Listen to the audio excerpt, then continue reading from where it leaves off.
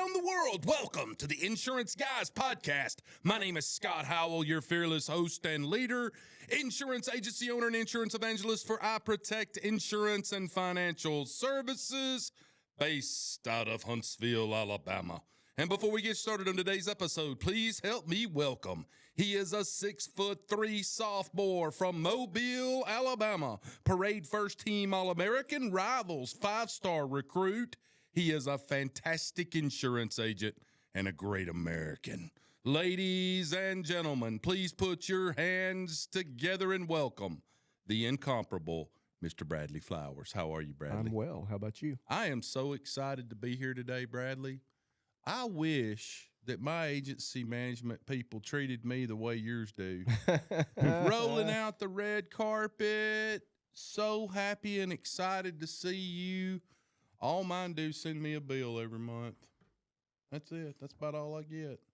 We are about to get to talking about something today, though. Momentum. I know that's formerly is it The artist formerly known as NowCerts. Artist formerly known as NowCerts has been working on some really cool stuff relative to artificial intelligence, which has been the overarching theme of this week's podcasting that we have done is AI, artificial intelligence. And guys, if you're in the industry and you're a vendor and you're an AMS vendor or a CRM vendor and you think you're going to hold out, you better get on the horse in a hurry. What Momentum did a few weeks ago with insuranceiagency.ai is put every other agency management system on notice. Yeah. That's kind of what my understanding is. And we're going to talk about that today. And without further ado, I want to go ahead and give these guys the introduction that they've always deserved. Ladies and gentlemen, he's originally from Ogden, Utah, and he currently resides in the great state of Utah. He is the Chief of Product at Momentum AMP. Ladies and gentlemen, please welcome first-time guest to the IGP, Mr. Kayden Grant Stevens. How are you, Kayden? I'm doing well. Thank you so much. Yeah, longtime fan, first-time guest. So there you go. Thank you for being here, brother. And Michael, it's Lebor, right? You got it. Thank you for asking. 99% of people get it wrong. I don't really give a crap, but that's just a fact. Originally from Lawrence, New York, he currently resides in the great state of New York and a graduate of King's College. Ladies and gentlemen, please welcome to the podcast El Presidente of Momentum AMP, Michael Lebor. How are you, Michael? Am I allowed to curse here? Please. Absolutely. I'm fucking killing it. We're doing great. Awesome. There we go. Awesome. Love there it. We go. Great to have you guys on the show today. I'm so excited. I know Bradley's excited. You guys have been talking about some cool stuff right before we went on live today. Bradley, tell our listening audience what's going on in the world of Momentum. I think it'd be best to let them tell us. Yeah, please. So Michael took over as president of what was NowCerts. How long ago was that? A little bit over 2 years ago. A little bit over 2 years ago. And I remember, NowCerts had NowCerts has been a staple in our agency since the beginning. And it was so funny. So I'm looking for AMS systems when I'm starting the agency. By the way, I remember this. And I book a demo call, and I do the demo call with this guy, Kayden Stevens, who I think was customer support. Head of customer support at the time, I think. Customer support. Mm-hmm. And he was 17 at the time. Yeah, I was young. Yeah, no, I was young. And 5 minutes into the call, Michael's going to think this is hilarious. They have a Zapier connection. And I'm like, I don't care what else he shows me. Like, that was like world-changing, groundbreaking. They were the only AMS with a Zapier connection. And I'm like, we're sold. We're done. We're going to do it. And we've been on NowCerts since the beginning. And I think, even though it's laughable that a Zapier connection is world-changing, back then it kind of was. Mm-hmm. To allow information to flow in and out. And you guys have kind of kept up with that theme. And I was so excited to see that Michael took over because I know he's a visionary. We had conversations back in the insurance gig days, and I knew you guys were going to do great things. And where you are now, it's going to be crazy to see where you are 12 months from now. And so, you guys did a launch a few weeks ago, April 1st, I think. Probably not the best day to do a new launch. And at the end, everybody's like, "Is this an April Fool's joke? This is amazing." And I wanted to get on the podcast to kind of give you guys another opportunity to talk about that. We have no agenda here. They're not a sponsor. I'm just a big advocate. So, by the way, Michael, before you kick this ball off the tee, I can remember Bradley and I were on a podcast. This was early on in our careers of being independent agents, and Bradley was kind of getting ready to jump off into the deep water. And we were on a podcast with Ryan Hanley in this office, in this studio.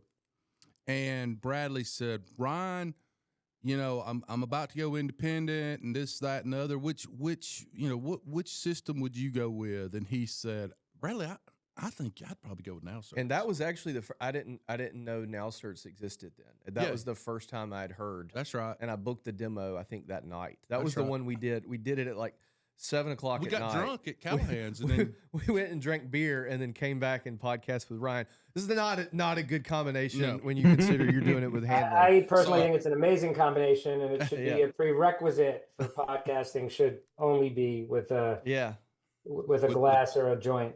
For the record, though, plenty of sober people choose us. Just for the record. Yeah, exactly. That's great. Exactly. I love it. So, Go ahead, Michael. I'm sorry to interrupt. So, Scott, the first point of order and the first comment you made when we were recording is you said, "I wish my AMS company treated me this way." And Scott, it's a very solvable problem. Jump on. Get on board. So no pressure. But what do they say? Always be selling, right? That's right. That's right. So, Bradley, I can't articulate like the exact thought, but like we all know that, like, I just came back from a show from ABU, and then a month before that we were at Indie together, and like, when they talk about they are saying, they say, and like there's this like undercurrent of like pessimism, there's this undercurrent of skepticism, and I don't know why, but I think about it a lot of like, what's the cause? And, and you get up and people say, well, is this a fad? Or like the industry is never, and like, it's almost like politics. Like, I won't engage anymore, because if you're even having this conversation of if this is going to be real or if this is going to happen, like, you are so far behind what is actually happening. And it's just kind of not worth the time. And like, I don't want to indulge your humor or engage, because we are going at what I believe to be a very, very fast pace. Some might say too fast, but you can't have it all. And we're trying to really be at the cutting edge to deliver as much value as we can for insurance agents. So like, not to like mince words, but, Bradley, as you were saying that, you did the intro and say, hey, Momentum, we're talking a lot about AI, and that's great. But I know some agent out there are saying, yeah, there's a lot of talk, but dude, we're live, right? This is in force. This is in production. And it is humbling the pace at which change is happening. And for a guy who used to pride himself on being forward thinking and up to date on tech, literally, I wake up every morning and I go log in, and there were 19 releases of things that changed the world. And it's impossible to keep up. But I think that is one of the value props that we're bringing to the table. And this just came up. Like, I was talking to Peter earlier, and I also want to correct you. You said Michael, came in and, took leadership. Peter and I are lockstep. Yeah. Partners. You know what I I just don't want to give anybody the wrong impression. He's the CEO, and I am, without getting too emotional or on too much of a tangent, I am so indebted to him and grateful to him for the opportunity that he gave me to allow me to be part of this platform. I needed him. Insurance Gig, Bradley, you were there. Insurance Gig, is pretty much exactly what we're building now, but I didn't have that distribution built in, and now AI brings it all together, which is again something that we're going to talk about. Yeah, But and I didn't mean that in any no, negative way towards no. Peter. I just Peter, I know some asshole is going to listen to this and call Peter yeah, and say, what's this? yeah, Lebor making a power play. So, but when we think about what insuranceiagency.ai is, and I think there are a couple of answers to the question. It's really not about the tech, because you can get awesome tech from Claude and Sonnet, and it's more about like everything else that comes with it. And what I mean by that is we are future proofing this for the agent.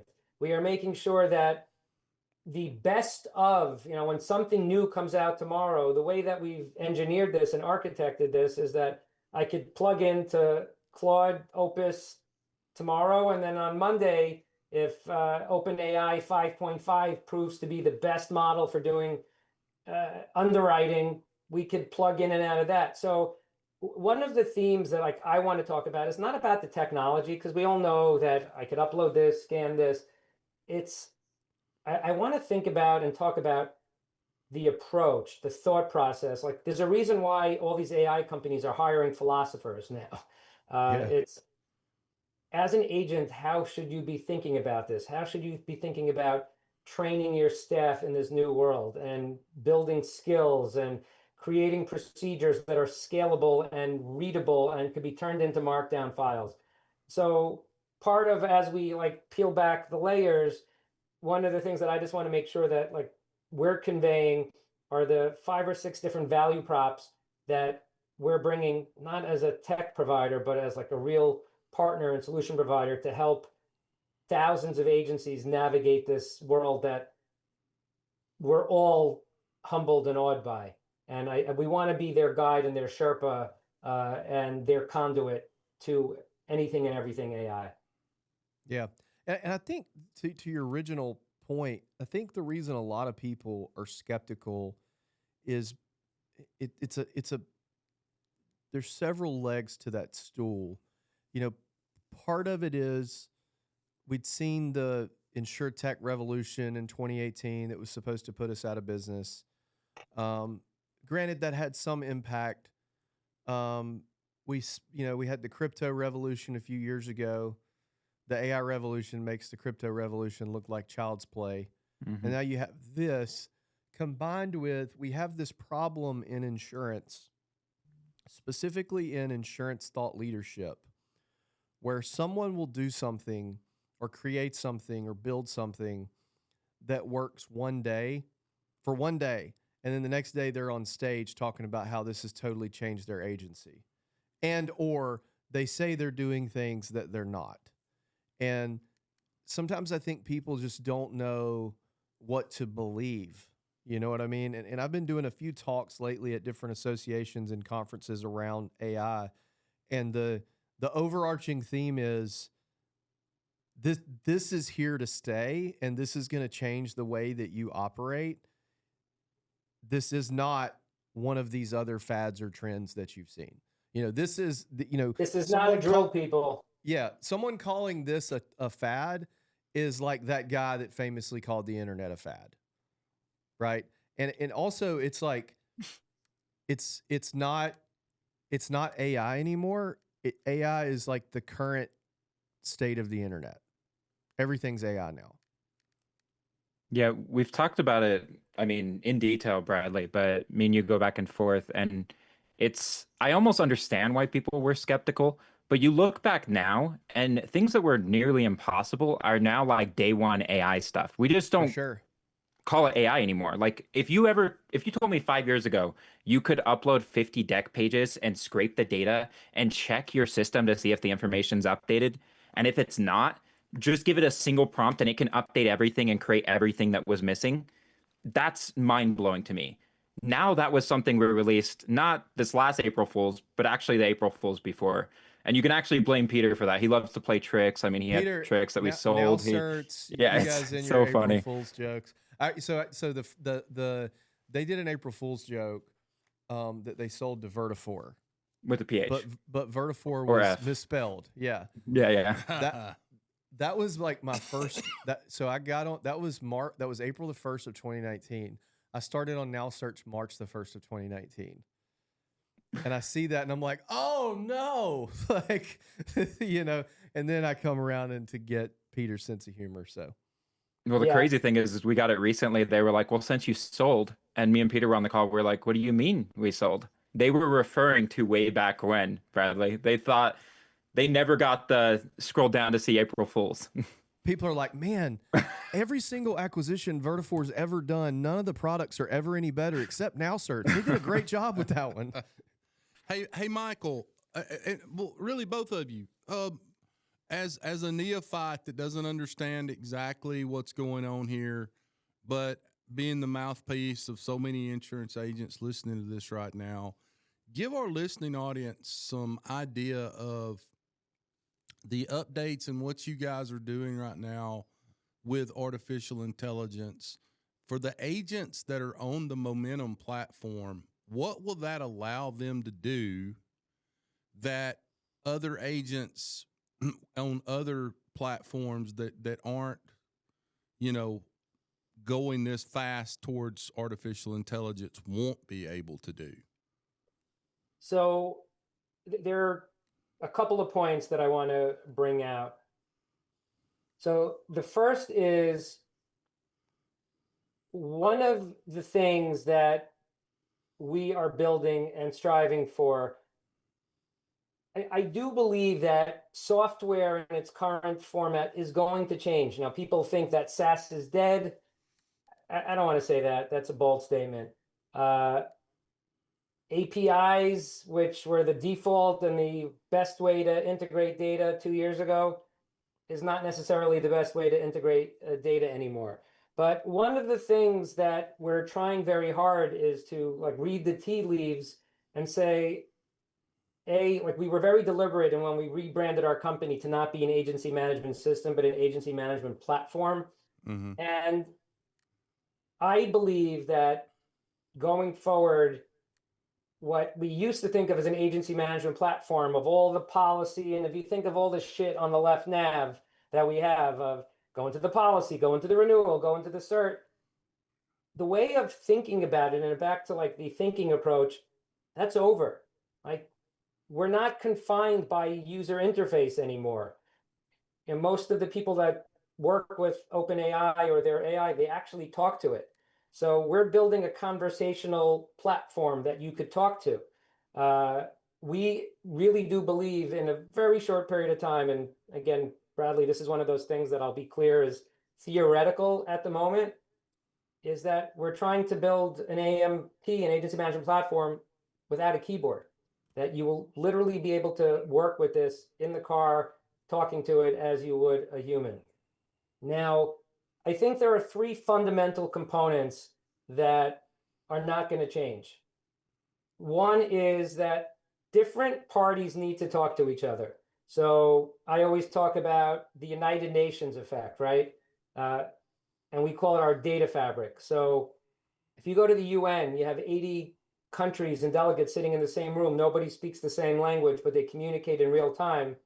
The reason why that works is everything is translated from the source to English, and then from English to the destination language. They don't have a Portuguese to Swahili translator on staff. It's English and out. And that reduces the amount of translation services from 3,900 down to 79. Some actuary on the phone is going to call me and say the math is wrong, because that math is wrong, but you get my point. Right. So that's actually fascinating. So that's one component, okay? And that was Insurance Gig, and that was NowCerts Vision, which is why Peter and I kind of got together, because we were doing the same thing, just in different ways. The next thing is a database source of truth. I ask this question every time I get up to speak. And one time somebody said that they could do it, and I called bullshit, and I don't think they could do it. Can you guys run a report right now on any bind that you bound in the past year and compare that to the secondary and the tertiary quote that you got from a different carrier that you chose not to go with? Can you compare the bound premium versus second place and third place? No. No. Nobody can. Why? Bound premium happens in your AMS, and quoting happens at the carrier, at the portal, on a rater, wherever it is. The average insurance agent uses 14 different systems, none of whom talk to each other. So now that we've got this data fabric, which is step one, we have a database source of truth. I think we're the only platform out there that has unlimited customizable fields. So if you envision it, if you could think it, we can create a field for it, and we can empower you to get your data from any system and have one spot in Momentum where all your data lives. And then the third fundamental thing is, if I could do those first two, if I have an IFTT, if this then that builder, Kayden's baby is the automation center, we could build anything. So if you now go back to Apple as an example and go to your app store, there's an app called Shortcuts, and you could say, hey, phone, check the weather. If it's raining, call an Uber. When I hit the bridge, hit the Starbucks app and order my coffee. And when I get to my destination, SMS Scott, tell him I'm on my way up. What in essence is happening is 4 different apps and companies that have never spoken to each other are now baked into an integrated workflow and working seamlessly. And the reason why that works is because Apple is this underlying framework that stores all the data and has mapped all the data. And anything is possible now if you could do those 3 things. To me, that's what a platform is. That's what we're building. And AI is now a major component of the if this, then that. It's what the database is going to constantly use and reference. It's going to help with the data mapping. So now that I got that like boring monologue out of the way, now that we could do those 3 things, anything is in the art of possible. And how do we leverage AI? So if you guys humor me for one more minute, and I'm sorry for monologuing, but I love thinking about visuals, and I love thinking about how to get a point across. So Scott, to answer your question, I want you to think about the movie The Matrix, right? Remember that scene when I think it was Carrie-Anne Moss, she says, I need to fly a helicopter. She calls home base and they hit a button and all of a sudden she's got that skill. That's a superpower that AI will deliver you. I want you to think about the Terminator movie. When they're describing the Terminator and said, you don't get it. This thing will not stop until it achieves its objective. Mm-hmm. That is a trait of AI, specifically the open claw, momentum claw type experience, where you're not giving it these super specific, coded instructions. You're just saying, go process all the certs for all the people who need them, and it knows what you're talking about, and it will not stop until it does it. And then, one more like thought analogy, and I'm going to go like really into the archives here. Did you guys see the movie back in the 80s? It was with Clint Eastwood. It was called Firefox. You guys ever remember that movie? He was like a pilot and he had to go steal a MiG. I don't know. Vaguely remember that. I don't know if the movie stands the test of time, but bottom line is Clint Eastwood was a pilot in the Air Force and they wanted to go steal a MiG, and the Russians invented a plane that you could think. You don't have to manually control it. You could think and it'll respond to your thoughts. And Clint Eastwood was the only pilot candidate because he was born in Russia and he thought in Russian. So that was the analogy that I thought this morning. You guys, everybody, we need to start thinking in AI, not how would I do it using Zapier or how would I do it using a connector. Right. AI brings this whole new approach, and like we're trying to be your tour guide, so to speak, on how to bridge the old way of doing it. We're giving you the infrastructure. We're giving you the tools, but we want to help you navigate the thought process of like how to build a best-in-class agency that has your practices, your procedures, your thoughts, your memory, etc. So again, that was a really long-winded answer, and I'll shut the hell up. But it's sort of like, in the past, if say the average agent that's not tech savvy wanted to build some sort of automation, they would have to go to someone or hire someone that was an expert in that. Now you can just ask the AI, like, hey, this is what I want to do. How do I do it? We actually just released in early access, and I was going to tell you about this, Bradley, but we released in early access the MCP for the automation center, because that was the exact goal, right? We had a whole service where they could pay us to have a set up stuff for them, but that's like it's not needed. If we can make it easy enough, then it's only going to improve the automation center, and it's only going to improve the whole ecosystem for everyone else because they could share workflows.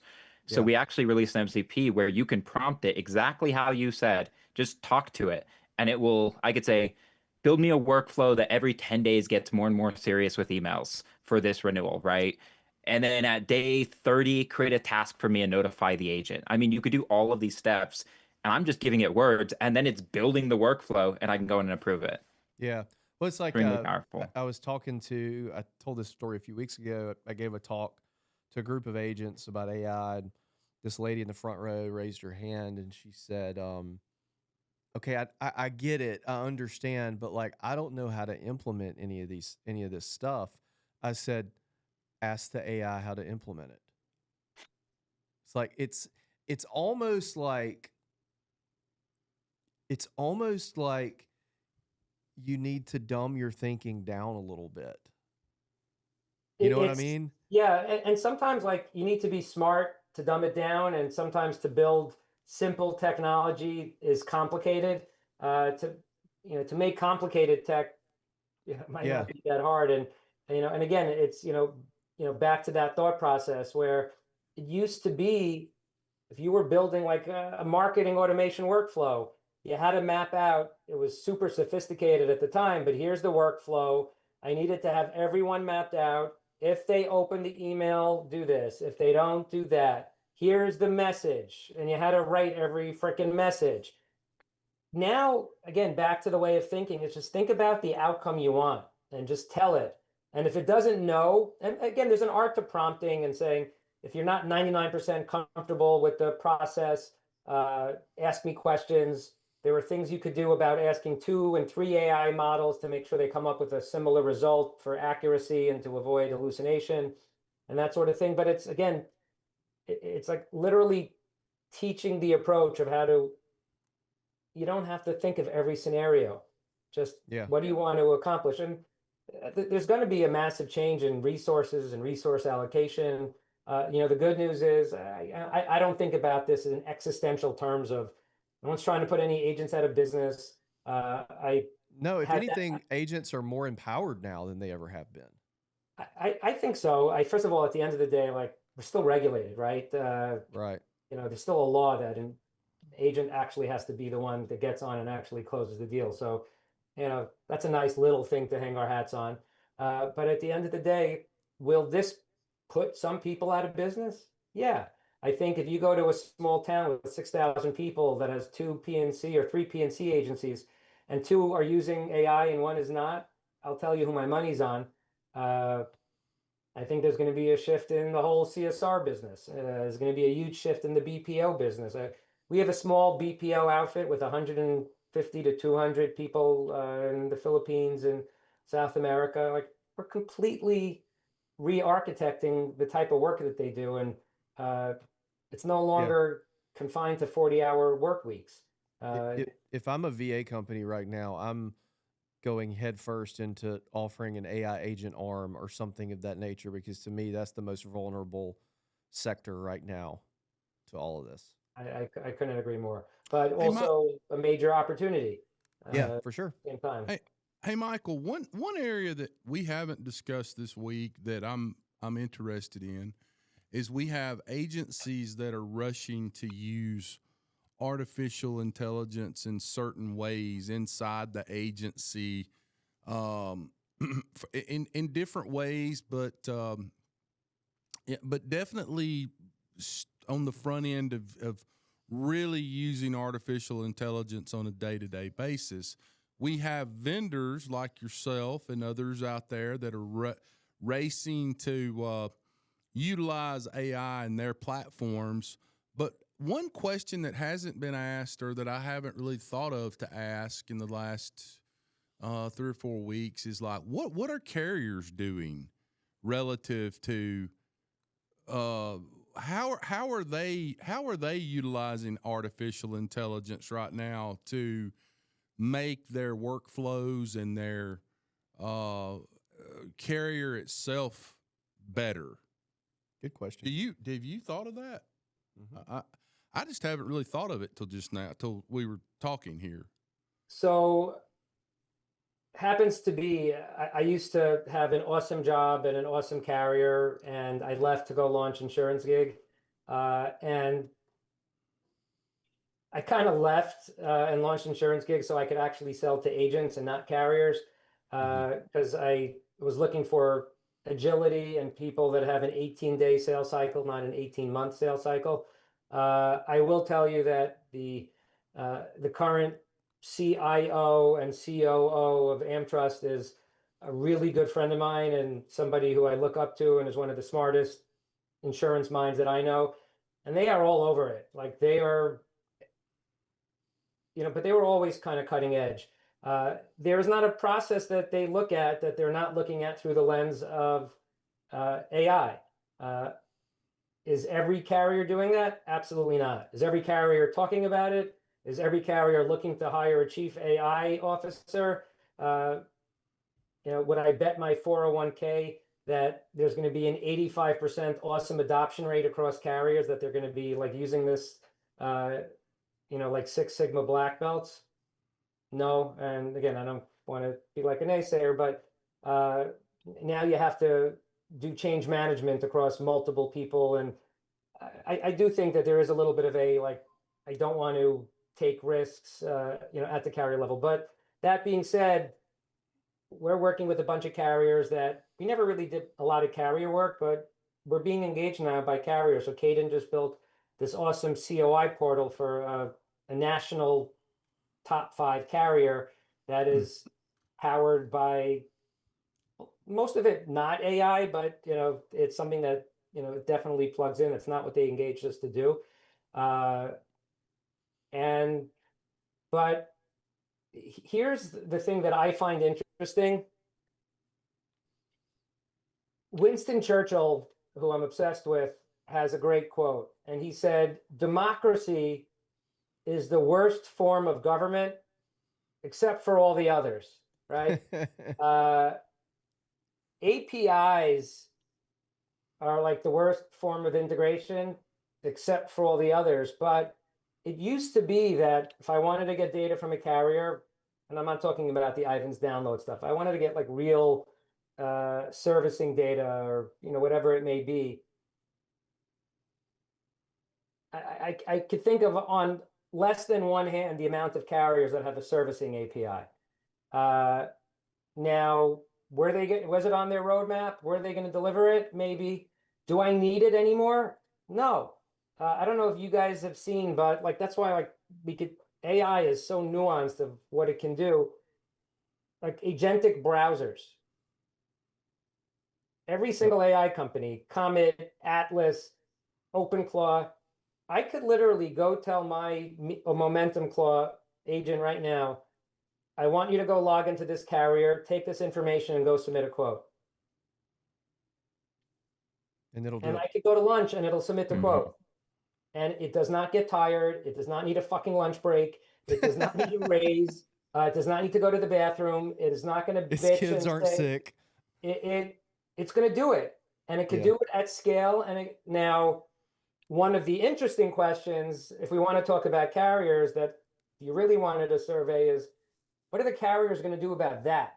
Are they going to start blocking IPs? And are we going to get into a cat and mouse game, which if I were the CIO of a carrier, I would embrace it and say, this is happening. How do we be the most AI browser friendly carrier possible? Because that will translate, when I was at AmTrust and we were API friendly, our submission rate went through the roof. And, meet them where they are. But, Right. That's from the agent lens. I would be thinking about, how do I make my pages as readable and friendly as possible to AI that's coming to browse? Because I think that's going to be I've seen it happen. I've personally made a submission using AI on a carrier, and I've seen, so Bradley, you mentioned before about like being AMS agnostic. Insurance agency AI is not meant to replace your current AMS. Stick with whoever you got. We are going to be a layer on top of it. And without mentioning names, I've logged into every single one of the AMS platforms, and I've trained an agent to go into a policy, take all the information, and pull it into Momentum. I think as far as the carrier angle goes, I think you're going to have some that go one way and some that go the other. And I look at it sort of like when VAs became all the rage like 10 years ago. You know, there was some talk out there, carriers didn't like it, yada, yada. And a lot of, none of them really other than two that I know of ever pushed back on VAs because they were also using VAs. Mm-hmm. And I think it's going to be the same thing with AI. Now, we had this discussion off the air. Are you going to have some people that speed and get in trouble and do stupid stuff, reckless? Absolutely. You know, but I think you have to be smart about it. You know what I mean? And in terms of the AMS agnostic, like that's the one thing I love about you guys ever since the beginning is like, you know, you go to another AMS system and you want to integrate it with this tool. Well, unless this tool wants to pay them a bunch of money or they acquire that tool, it's never going to happen. Well, you guys, it's like, hey, I want this built. Okay, we'll build it. Right. And I think we'll integrate with anyone, like literally anyone. Your direct competitors. Like they want to come build awesome widgets on my platform for my customers. I welcome it. Yeah. I'll find something else to enhance. The AMS agnostic piece, I love from a altruistic angle of there's agents who are on certain AMSs that are not going to adapt as fast. But by implementing insurance agency AI, now they have that ability without having to go through the process of changing their AMS system. I also love it from the angle of there's some systems out there that their whole value prop is we have a walled garden and you can't get in. Well, that's out. Those days are over with. I definitely think so. And we've been shouting this from the rooftops for a very, very long time. You know, just one of the ways that we frame it, think of integrating with us as like literally the last integration you need. If you come to us, like we just launched this program, like we have, I know we got a lot of names and labels and brands and sub-brands, but we just launched this CIP program. Like we have a marketplace, like we have, I don't know, probably close to like 100 vendors that have already built their tech and integrated with us. Why the bloody fuck would you want to go start that again from scratch and go do a new integration? Come to us, flip a switch, and it's now live and pulling and pushing data into your system. And we keep adding to that ecosystem. And it's funny, I was telling Jason Cass at Indie Tech where 2 years ago, this open ecosystem was this aspirational thing. Like, oh, that sounds great. I would love to have a system that like is plugged in and open. And then last year was like, I really kind of need that. That's on my roadmap for this year. And this past year was like, what do I do? Who do I go to? I need to have this. I need these tools. What do I do? And I don't want to switch my AMS because we all know that sucks on a good day. So this was very deliberate in what we built and how we built it to say, listen, if you want to come to us for your AMS, we'd love to have you. But we think that insurance agency.ai is going to be relevant to every single agency. So if you are listening to this or you see this or at some point in the future, this is a tool that I guarantee you there is value to you in your agency without the onus of having to like go through this 1 year disruptive process of like getting the data, getting your export, retraining your people. And it was very deliberate. And you said, you mentioned the comment, it's altruistic.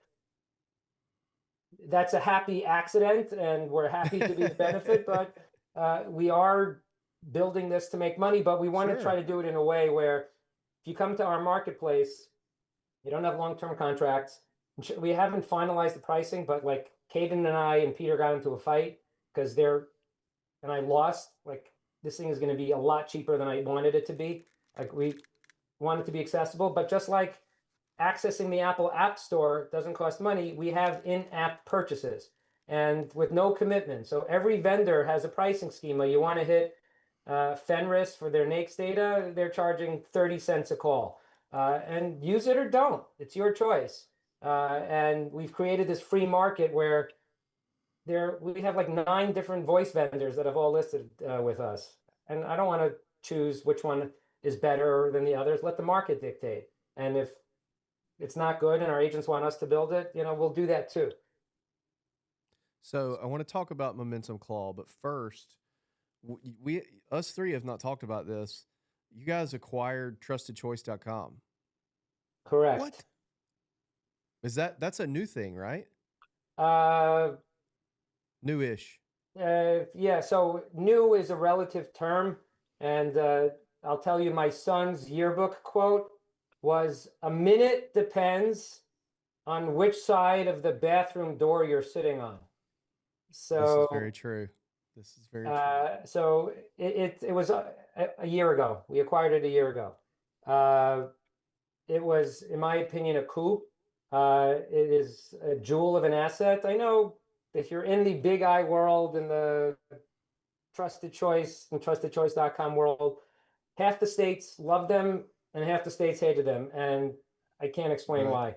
It is what it is. But for us, we have this vision of being this like real delivery mechanism to deliver an agency in a box solution. And I really do believe that we're the first company to actually pull it off.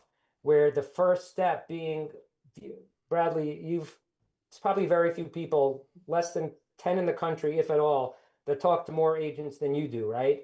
I would The agree number with that. 2 thing that agents ask us for is digital market access. Let me quote without going to a fucking portal.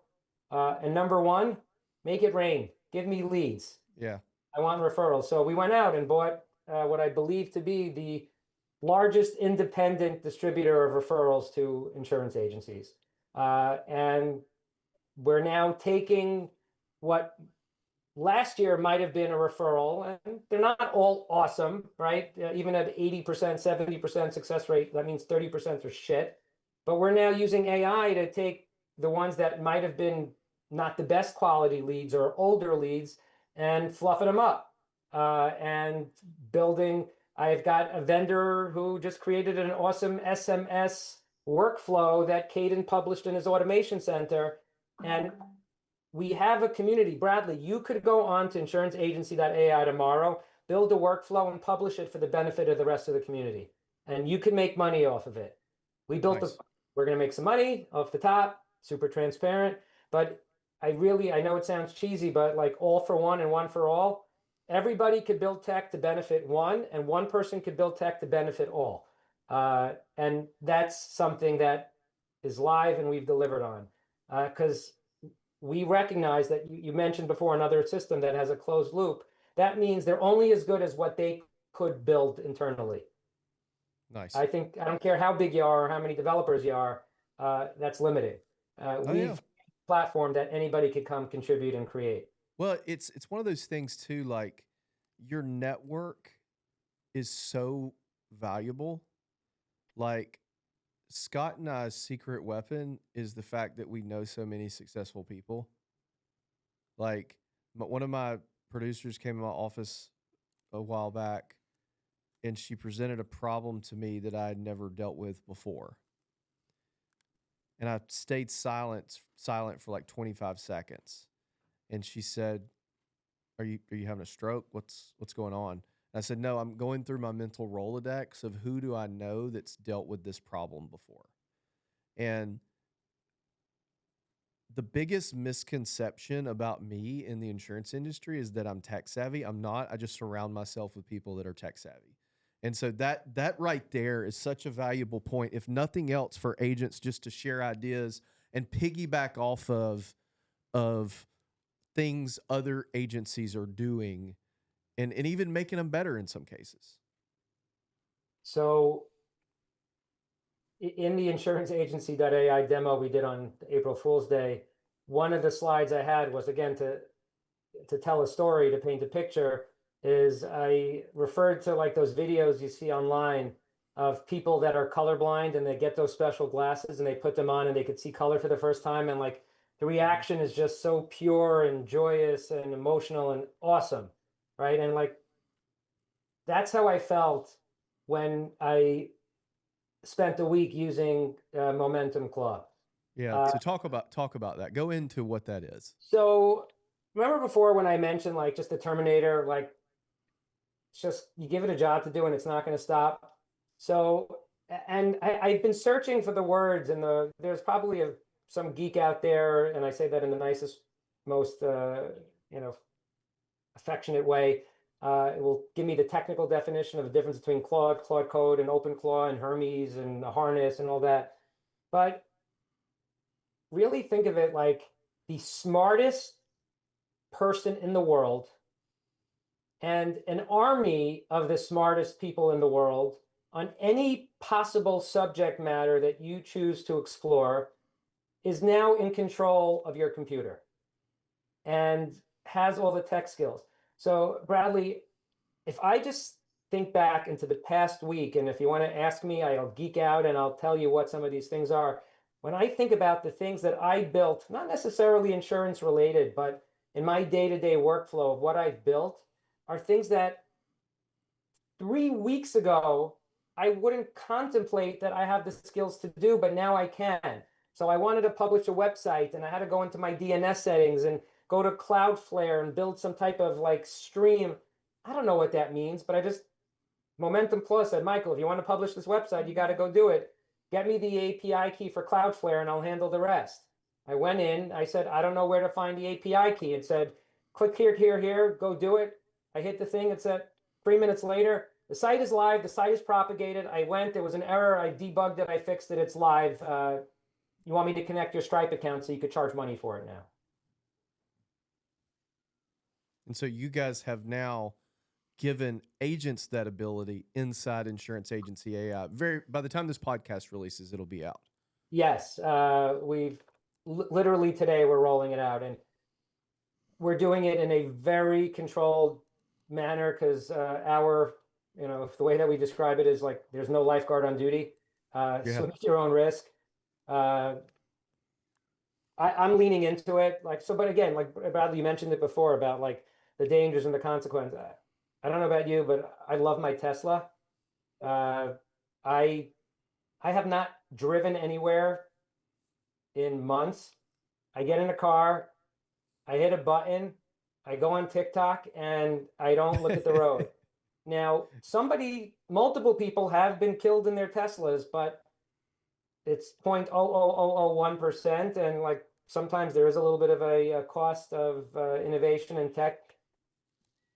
Is it an impossibility? Is there a possibility that could happen to me? Yeah, but I'm going with the odds. I'm going with the legacy. I'm going with the fact that there are millions of hours every day at Tesla, and there are fatalities every day, and it's the same thing here. There's going to be a situation where somebody's going to hit the wrong button and Momentum Claw is going to fuck up, but we're trying to protect our agents from that. And again, that's like another value prop that we're seeing the mistakes that are happening. So I started using Momentum Claw. Somebody made a point yesterday on a podcast that, AI is going to screw up, but so do humans. And at least when AI screws up, you know about it. Yeah. At the end of the day, like I think it could screw up in different ways. And it's a great point. But Hermes agent is a self-correcting, self-learning agent. And if it does something and I correct it, it automatically updates the skill and it won't happen again. Like one of my pet peeves at work is like, don't make me repeat myself. Don't make the same mistake twice. You can make a lot of mistakes once. I don't care. Don't make the same mistake twice. That's incorrigible, criminal, and unforgivable. AI. I also think the majority of people that get in accidents in full self-drive, it's because something happens in front of them and they take it out of full self-drive and try to take over. You just need to let the car do what it's supposed to do. It's so true. And like there are a couple of minutes where like I actually took it off full self-drive and I forgot that I was driving the car and I went back on TikTok. Wasn't one of my finer moments. We were in my car yesterday and he said, how long can you look at me before the car screams at you? So we're just driving down the road and I'm just staring at him like long like time. I'm in a romance. It was like 20 seconds Yeah. before it said, "Hey, What you about need to pay that, attention." Bradley? You know this. Put on a pair of sunglasses and it'll go to hours. Yeah. I bought a bracket that is behind my steering wheel, so I'm looking out at the road, and I found this little tiny blind spot. And Elon Musk is infinitely smarter than I am. I know I'm not pulling the wool over his eyes. It's his mission to get everybody onto full self-driving. But I have a little remote control, a ring, and I sit there and I look. I'll go on a 2-hour drive. I'm coding, like I'm talking to Mia, Momentum Claw, and I'm coding in real time in the car. And I'm saying, and if you want, I'll give you like a really cool example of something that it did. Is that cool? Yeah, okay? Yeah. So Calendly is a great tool, right? It's here's my link, Bradley. Let's schedule a meeting. It's great for a one-on-one connection. But what happens if me and Kayden and Scott and Bradley and Ryan Hanley all want to get on a conference call? Now I, the human, have to go back and say, well, send me your link. When are you free? I Now, hate if we're that all so on much. Calendly, maybe it works. And for years, like literally my engineer and I, 2 years ago, we built a site and had this whole logic of how to like get everybody's link and have a database of shared times. I was on a flight 2 weeks ago with shitty Wi-Fi, and I said, Mia, I want to build this app. Here's the problem: scheduling appointments sucks. If I am in an email string and I CC you, Mia, because Mia has an email address, and I write the following text, and I created a pre-scripted shortcut key, PSM, which if I type in PSM, it says, please schedule a meeting. Mia, if you get this specific text, I want you to email everybody on the string.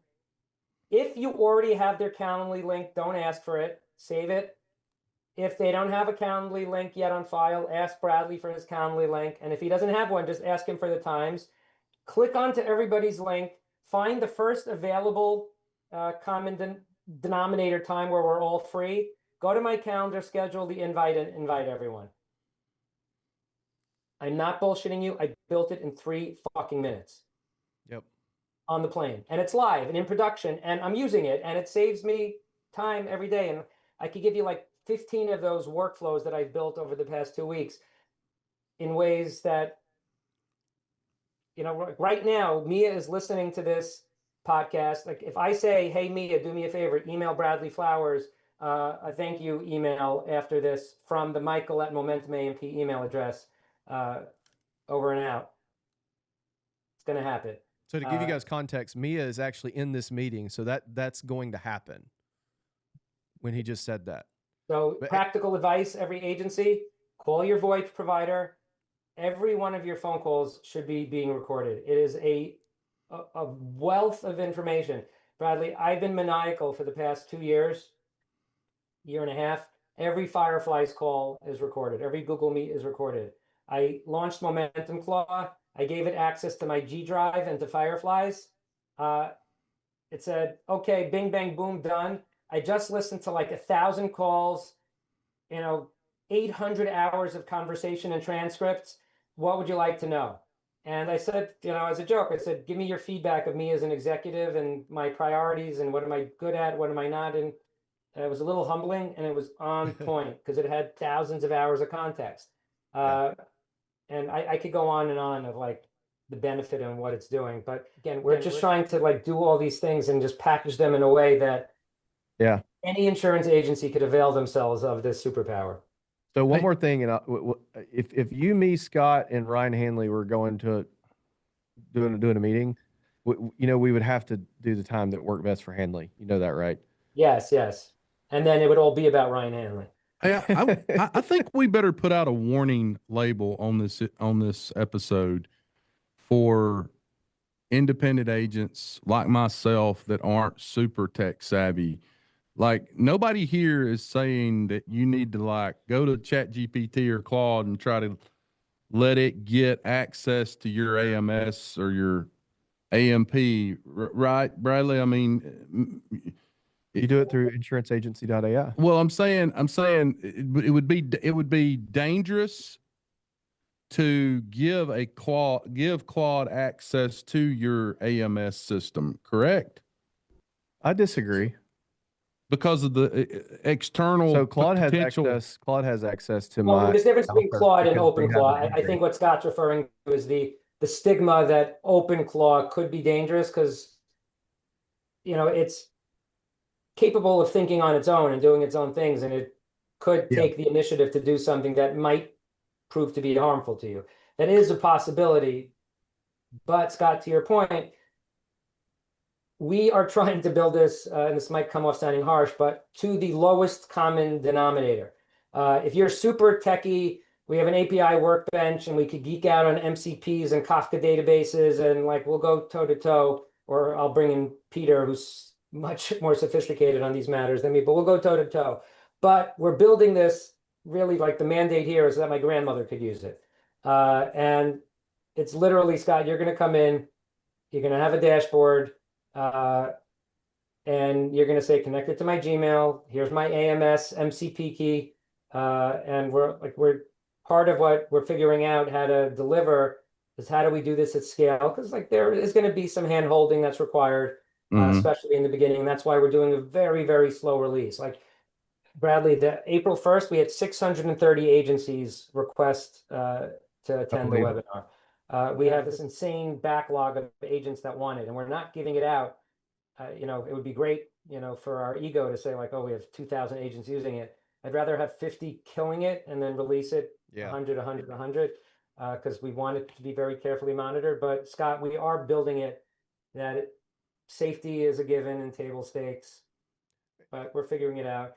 Just even something like backing it up every night. Yeah.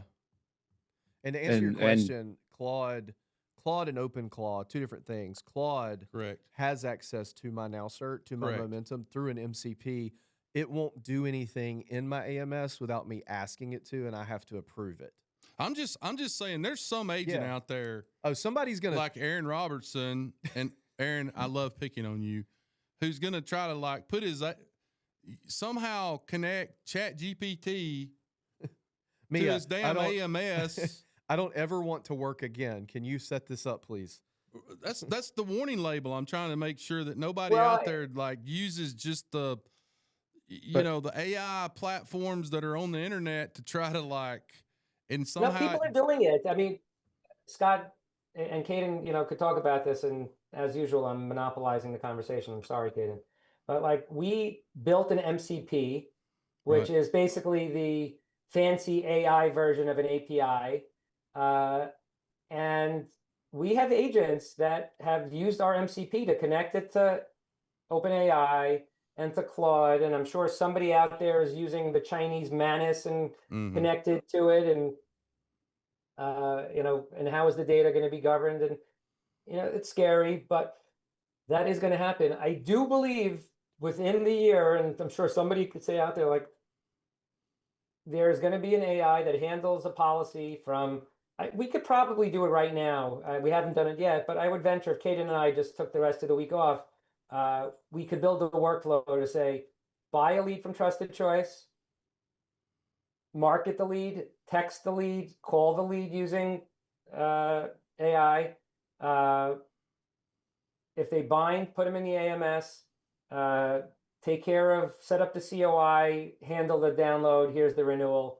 And AI handled it A to Z. That is not that far away. I mean, we could do it tomorrow, but again, I do just want to Bradley, you have your. I'm sorry, Kayden, go.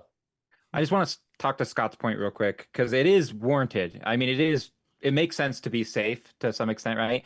But it's also safer to actually use the people's our official integration. Sure. It's like when you used to connect to outside APIs and they were somehow connecting to the company that they weren't a part of. Right. We're seeing that on an MCP level. I know people that have went in and built an MCP because we have an open API, but they're not putting those guardrails in there. We are. Right. So it actually makes sense because we're being safe about it. The other thing I'll add is we're using LLMs, but it's still locally within our environment, right? So we're using Opus, through Claude, we're using Gemini. But the other thing that's super exciting, because I just got back from Cloud Next, and one thing that I made sure I attended classes on was local LLMs, which means you can actually install it on your device. Like everyone here, if you're not comfortable with giving your information out or whatever, right? You just want to be super safe about it. You still have this superpower available, just at a much lesser version. So there's models like Gwen, 3.6 or 2.6, and then there's Gemma, which is Google, Gemma 4. The AI levels, what this is showing is AI 2 months ago. So think about Gemini that cost 2 months ago. That's what you can have on your local device right now. You can all literally download the app on your phone right now, and you can have a local version of Gemini. Wow. And that could do extraction, that could do all of these things, and it's staying within the device. So it's like AI is going to come in so many different ways, so many different shapes and sizes, and it's already redone what we do, and you might as well embrace it in some way. Absolutely. So. Absolutely. Here, Bradley, have your phone in front of you? I do. Here, put it on speaker and dial this number. And again, I'm always happy to fly too close to the sun and do a demo live, and maybe I'll get egg on my face. Okay.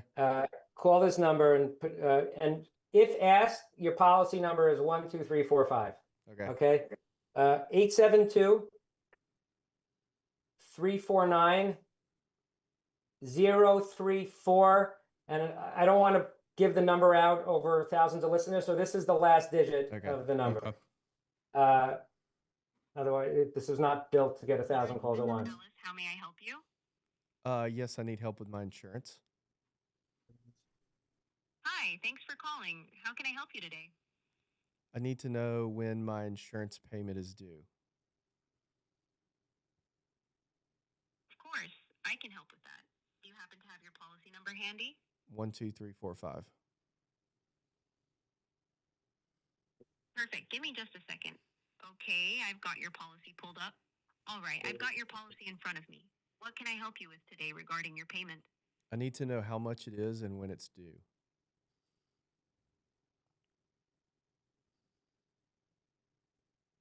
Okay, I see here that your annual premium is $1,980, and it looks like it's already been paid in full for the current policy term. Your policy is active from January 1st, 2026 to January 1st on 2027. Do you guys also Bradley, sell life insurance? Bradley, try to stump it. Try to ask it a ridiculously hard Yes, question. we do offer life insurance. Are you looking for a new policy or just exploring options for yourself or a family member? Never mind on that. Can you tell me what ISO form my policy is on? It's a tough one. Your homeowner's policy is an HO3 form.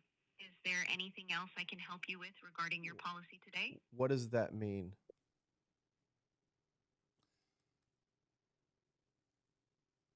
An HO3 policy is a very common type of homeowner. I messed it up. Can you tell me if that's an admitted policy or non-admitted policy? An HO3 policy is a common type of homeowner's insurance that provides broad coverage for your dwelling and other structures and named perils coverage for your personal property. It's generally considered a standard admitted policy, meaning it's regulated by the state's insurance department. Is there anything else I can clarify about your policy today? Can you tell me what kind of product Michael Lebor puts in his hair, because it is glorious? It is glorious. I'm sorry, but I don't have any information about Michael Lebor's personal grooming products. My role is to assist you with your insurance policy and related questions. All right. Is there anything else I can help you? That's all. You get you get the point. Yeah. So are you guys, that's in Momentum? It's live in Momentum, and now it's this, then that. Where do you want to plug it in? Yeah. You want it for COIs, you want it for leads, and I think that's it's a very big part of it. And we've got great vendors that are building product, and some of it we've built ourselves. Now that's There you go. a lot of it's powered by 11 Labs, which is a very popular company, but the information behind it, it's not about the voice tech. That's like a commodity. It's, to know what an admitted policy is or not. And please believe me when I tell you, if you would have asked a question that I didn't know, somebody got a flag and saying, here's a question that came up. Do not allow this question to be asked again and answered unsatisfactorily. So I For the fact- cloned Scott's voice in 11 Labs, and I did an entire Insurance Guys podcast episode in Spanish. And I had this grand plan where we were gonna release an alternate Insurance Guys podcast. Every episode was gonna be translated to Spanish, and the delivery was going to be our voices speaking Spanish. And I was all excited about it. And I called Ariel Rivera. I don't know if you guys know him with this idea. Yeah. He says, Bradley, he said, do you know how many insurance agents in America speak Spanish? And it's like a very low number. And he's like, do you know what percentage of those folks also speak English? 99.99%. I was like, that was a really dumb idea, wasn't it? He's like, yeah, it was. It was. That's funny. So as a challenge, if you're out and listening and you exist in a demographic with a high Spanish speaking population and you don't speak Spanish, or you want your AMS to support Spanish, call us up. Yeah. It will not be that hard to propagate. And that AI that you just listened to, we could flip a switch and have it be completely multilingual. It's fantastic. Hey, Michael. Yeah. Kayden, I got to head north. It's time for me to go back to the NASA, home of NASA, Huntsville, Alabama. So I'm going to shut this thing down for us, okay? Is that okay? I could go all day, but if we have to end it, we have to end it. Understood. Guys, as I end every episode, rewards come from action, not discussion. Get your ass out from behind that desk today and go out into the big bad world and create relationships with your prospects and your clients and your local community. Go make money for your family, for your wife, for your husband, for your kids' college fund, and for your parents and in-laws like mine that are struggling out there. Go make money for them. Write good business for the agencies that you represent, and write good business for the carriers that you represent. Bradley Flowers, I love you. Thanks, man. Thanks, guys. Thank you, man. Thank you so much. You got a great product there. Guys, you are listening to the Insurance Guys podcast, and we love each one of you. Thank you so much for being a part of our family, and we'll see you back here real soon. Take care.